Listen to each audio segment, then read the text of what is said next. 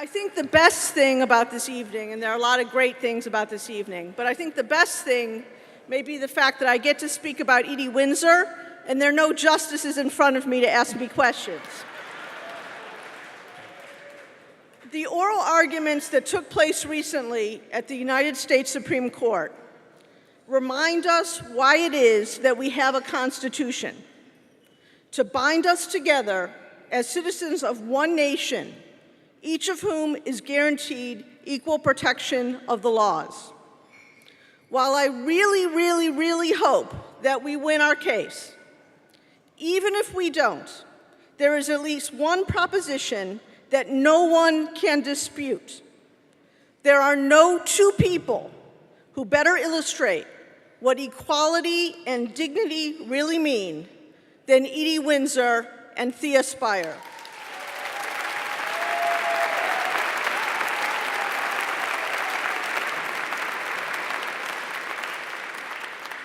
Edie and Thea's lives tell an extraordinary story of courage, commitment, love, and sacrifice.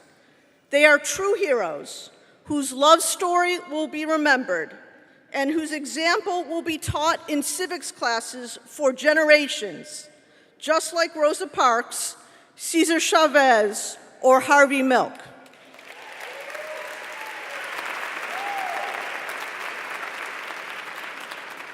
A few key facts. Thea's family escaped from Holland just as the Nazi troops were invading, and they moved first to London and then to Westchester County. Thea's mother died when she was very young, and she grew up in the United States with her father and stepmother. As a young woman on the brink of adulthood, Thea was expelled from college when a campus security guard caught her kissing another woman. Fortunately for her many patients, Thea eventually graduated from college, received a degree in psychology, and established a thriving private practice as a psychologist in Greenwich Village. Edie, on the other hand, grew up in Philadelphia, and she moved to New York in her 20s so that, in her words, she could be gay. As a graduate student in mathematics at NYU in the 1950s, Edie worked on the giant UNIVAC computer used at the time by the Atomic Energy Commission.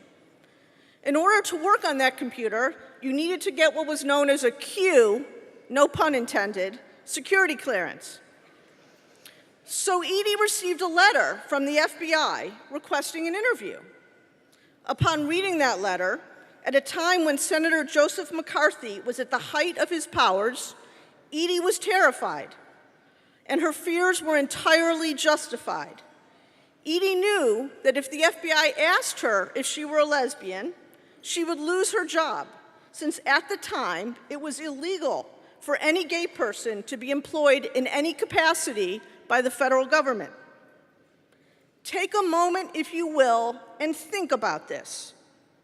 Imagine what it would be like to know that if you told the truth about yourself, and Edie was determined to do that if she were asked the right question, your hopes and your dreams would be shattered. It is all too easy for us today to forget what it was like for the generations who came before us, who literally risked their livelihoods in order to be true to themselves. Fortunately for Edie, it turned out that the FBI cared more about her sister's ties to the teachers' union than it did about the fact that she was a lesbian, and she got her security clearance. Flash forward to 1967. That's right, 1967. By this time, Edie and Thea had met and had fallen in love. So what did they do? They actually got engaged to each other, but they did so with a circular diamond brooch instead of a ring. Why, one might ask?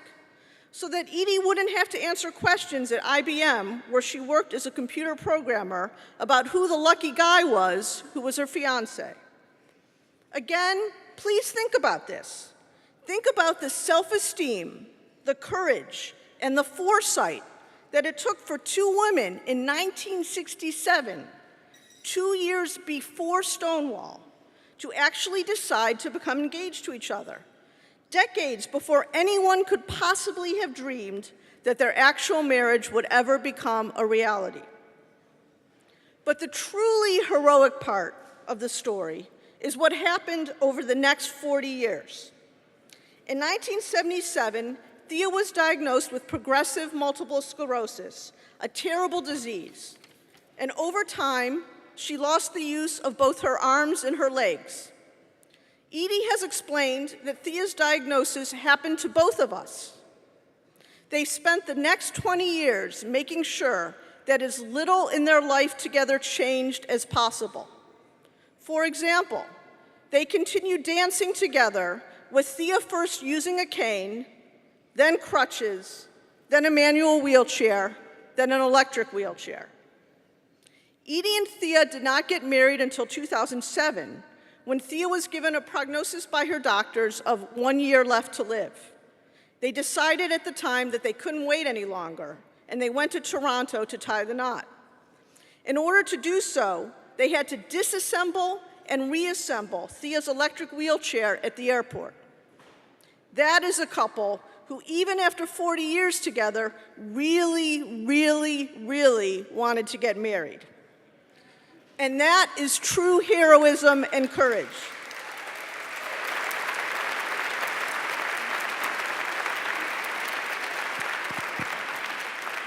Any single one of us, gay or straight, young or old, man or woman, would be truly blessed to have a spouse like Edie or a spouse like Thea.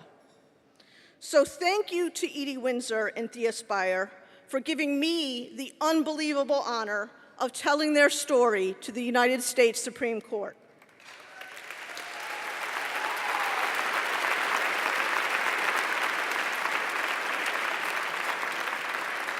The people of this great country deserve our great Constitution, and our Constitution deserves Edie Windsor.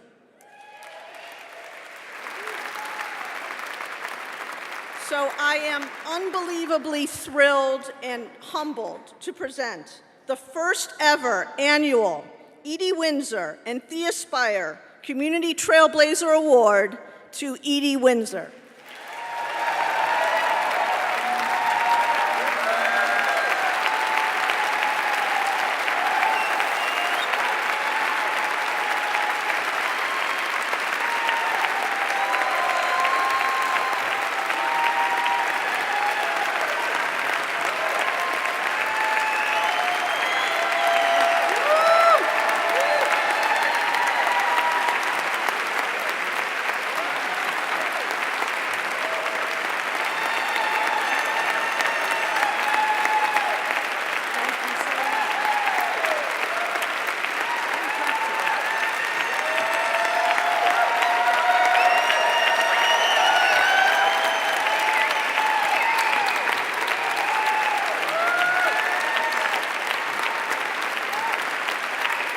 Now let me talk to you.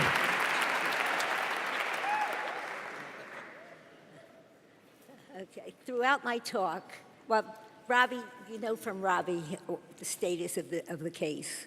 And obviously I could not have done any of this before she came into my life. However, throughout my talk, I use the word we. And it means either Thea and I, or it means those of us who care about the center. Which of these is obvious in context? You all know what happened with the legal suit. Tonight I'm going to emphasize how my progressively coming out paralleled the growth of the center. In about 1982, I have here speak to the archivist that I didn't get to it, so I'm not quite accurate. Thea and I received a flyer with the heading Margaret Whiting at the top, and then it was invites you to a party to talk about a gay community center. And of course, all the Margaret Whiting fans of my generation showed up. At the party, someone with a camera, interviewed people and asked Thea how she would feel about a gay community center. And Thea reminisced that all through her adolescence, all she wanted out of life was a gay coffee shop where she could go in freely and feel at home. Okay, at that time in the center, okay, there was Irv Cooperberg, there was Robert Woodworth, who was still here, God bless him, okay. I have a letter from the two of them and from a guy named Manny Perez, who was the secretary, but the best data entry man anybody ever saw, okay. We needed to raise $50,000 in earnest money to entice the city to sell us this old schoolhouse building, and we were asking the assembled party for $1,000 each as a gift or as a one-year loan without interest. I did the latter because I had no fixed income by then and no idea that Thea would be able to go on working. Anyhow, a year later, the center returned my loan with a check that said Gay and Lesbian Community Center, and I was indignant as hell. I was still in the closet. I came back with the check, and I said, I can't take this to my bank, so just keep it. Okay.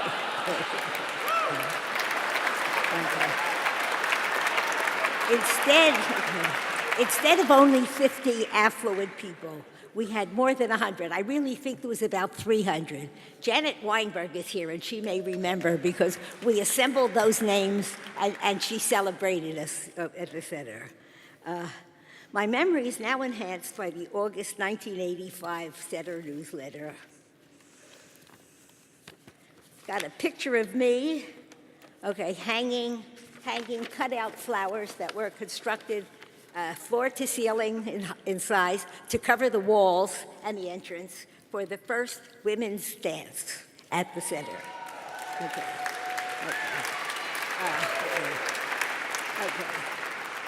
We had a computer and we had a computer committee, but there were huge bugs in the commercial software available at the time. I was called in because I had just come out of IBM and was expected to be able to handle this. And I encountered the same bugs, but I took the stuff with me to a users group meeting. Okay, I was very active in the users groups when the PCs were first around. And I described the problems, and somebody shoved a book across the table, a self-published book, which was 20 killer bugs in DBase and the workarounds for them. Okay? So I fixed the code. Then I coded special versions which could select, say, women only, prior donors, selected information for various special events, and for people to use at the admission desks. I still have letters from every single person involved in thanking me. Okay. In May of '85, we prepared for the center's first women's dance. That was the 300 people with those flowers. I'm looking on here, wait. Then we were having a really big dance at the Limelight. And, okay. There are enough people around who are old enough, right?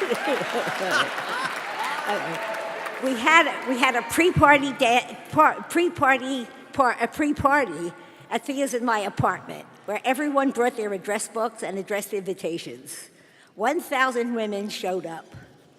It was the first time that Thea and I danced with a wheelchair, and the song was the disco version of If My Friends Could See Me Now. Later in 1985, we built the sets in the old school kitchen for the lesbian show, Taking Liberties, which was shown at Symphony Space. As one of two assistant stage managers, and the other one is here somewhere, Ellen, okay? But I was the only member of a 125-member group who was old enough to not have to go to work. So I spent a lot of time liaisoning with the prop people at the center, and I also managed all the small group music rehearsals everywhere we could find a piano. And that was the beginning of my coming out. I was totally retired, not just from IBM, but from my small PC business when the market died in 1987. I went back to IBM as an applications programmer, which I had never done before, for 3 years. I participated in Joyce Warshaw's filming of lesbian activists at midlife and told my IBM colleague about it.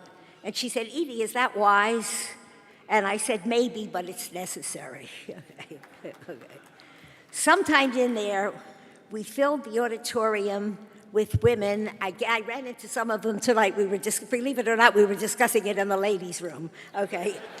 Okay, we had a huge, we filled the auditorium with people with an auction to raise money for a women's coffee shop in the center. Thea and I then attended every annual center garden party and the annual women's formal party and dance, as long as we were physically able. And we lived our lives joyously and deeply in love, untouched in many ways by the increasing crippling that was hitting us. Then in 1996, I had my first heart attack and cardiac bypass surgery. So we stopped Thea's gifting me because it suddenly occurred to us that I might die first. Okay. And still we lived joyously, deeply in love with each other, and still dancing. Boy, we danced. Okay. A lot of you who have seen the film have seen us dancing with an electric chair, really. Okay. In 2007, given a lousy prognosis, I think Robbie mentioned it, Thea decided we better get out of New York, stop waiting, and get to Canada. And we were married by Mr. Justice Harvey Brownstone of the Ontario Family Court, who telephoned this afternoon, very sad that he couldn't be here tonight. Okay. People ask why, at ages 75 and 77, after 4 decades together, why get married? What could be different? It turns out marriage is different. And people saw us differently. When the New York Times ran our wedding announcement, we heard from literally hundreds of people in our lives. Schoolmates, I mean really little playmates, colleagues and friends and family, all pouring out love and congratulations because we were married. There is magic in the word married, and everyone knows it. But perhaps there is something even more profound in the experience for those of us who never dreamed it would be possible. When Thea died 2 years later in 2009, I had a heart attack characterized as broken heart syndrome and simultaneously learned of this humongous estate tax. Although New York State recognized our marriage, the federal government did not because of DOMA. Ill from complications in the hospital, in the midst of the pain and anguish at the loss of my sparkling, beautiful girl, my government was treating us as if we were strangers. If her name had been Theo instead of Thea, there would have been no tax. Thea's memorial service, held here at the center, here at the center, was a beautiful celebration of her life. With extra thanks to Bob Woodworth again, to Ori Rami, who is here, and to T. Diaz, who couldn't be here, who really made that memorial service the most beautiful thing that ever happened in my life. Okay. I decided to sue the government. As you all know now,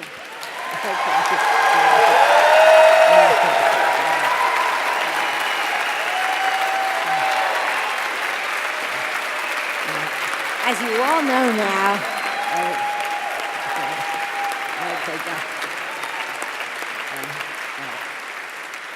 with the Dream Legal team led by Robbie Kaplan, who then introduced me to James Essex, who is also here tonight, and one of our main lawyers. Okay, we held the press release of our first brief at the center, and we won in the district court, we won in the circuit court, and are now awaiting the decision of the Supreme Court. What we did not do, we went to D.C. to do the oral arguments. We couldn't get the justices to move the oral arguments to the center.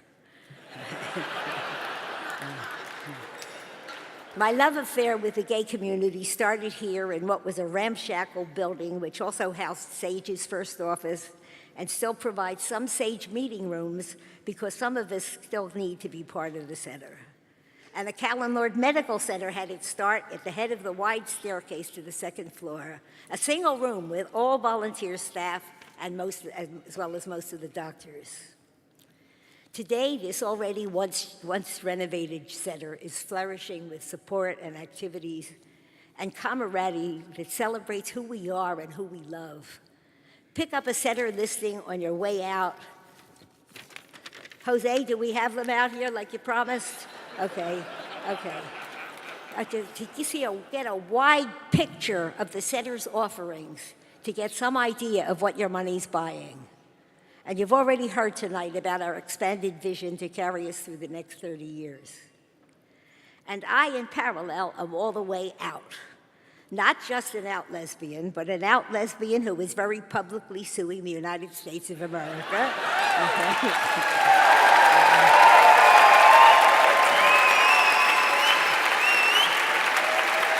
Thank you. And who is receiving tonight on behalf of my beloved Thea and myself, the Center's Edie, Windsor, and Thea Spire Community Trailblazer Award. Thank you, our center, for this glorious recognition. This award carrying Thea's and my names will be presented in future years to others who, quote, who embody deep commitment to equality and community activism.